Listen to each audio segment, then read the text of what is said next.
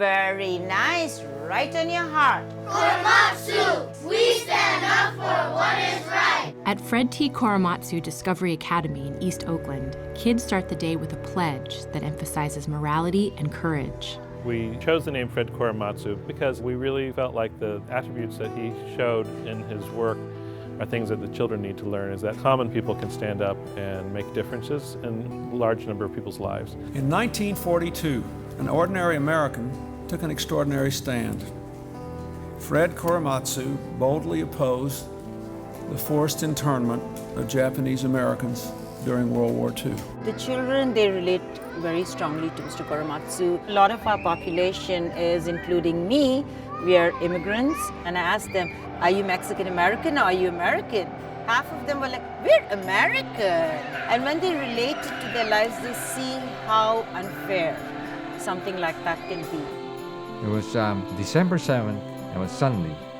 And Sunday morning, gosh, it must have been about 10 o'clock. My girlfriend and I were up on Skyline Boulevard, looking down the Bay Area of the city and so forth. Just relaxing, had the music on, the car radio, and all of a sudden it stopped. And they announced that Pearl Harbor was attacked by Japanese airplanes. And I just couldn't believe it. The Japanese attack on Pearl Harbor in December 1941 took the lives of over 2,400 people and catapulted the U.S. into World War II. It also drastically changed the lives of more than 100,000 Japanese Americans.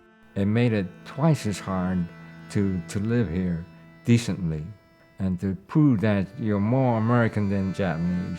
Fred tried to enlist in the U.S. National Guard and Coast Guard, but was denied enlistment because of his race. Japanese Americans living in the U.S. were now perceived as a threat.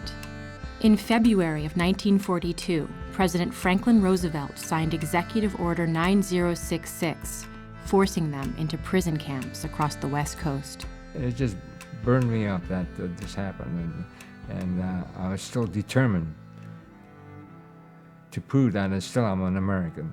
After the evacuation notices were posted on the telephone poles, I decided to go ahead and go back to work. Fred protested the Japanese American incarceration by ignoring the order, an act of resistance that put him in violation of the law and led to his arrest.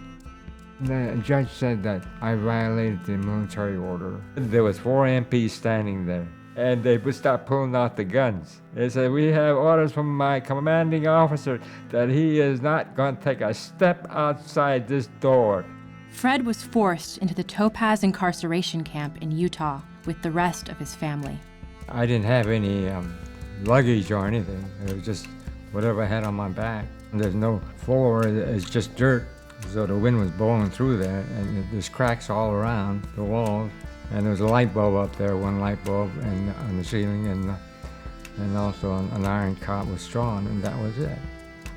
I felt like a prisoner, a prisoner of war. While still in the prison camp, Fred challenged and appealed every ruling on his case until it was finally heard by the United States Supreme Court. We lost in the Supreme Court, and I just couldn't believe it. It just seemed that the bottom dropped out. After his release from the camp in 1944, Fred got married, started a family, and built a career as an industrial draftsman. But he was often reminded of his criminal record. Having this record given by the government, I just can't feel that I am a truly American because of this. And that was back in my mind all these years. In 1983, aided by a team of civil rights attorneys, he challenged the legality of his 1944 Supreme Court case. I wasn't afraid to speak up, because it was unconstitutional what they did to the Japanese American, putting them in concentration camps. As a judge, she said that the government should think twice before they do anything like this again. I just couldn't believe that this happened, but I won, and so did everybody else that was there. There were a lot of them with, tears in their eyes because they were interned also. It was a great victory for all Americans and all Asians in this country, that this will never happen again. Fred and his team had proven that the United States government had no grounds to incarcerate Japanese Americans. In the long history of our country's constant search for justice, some names of ordinary citizens stand for millions of souls. Plessy, Brown, Parks.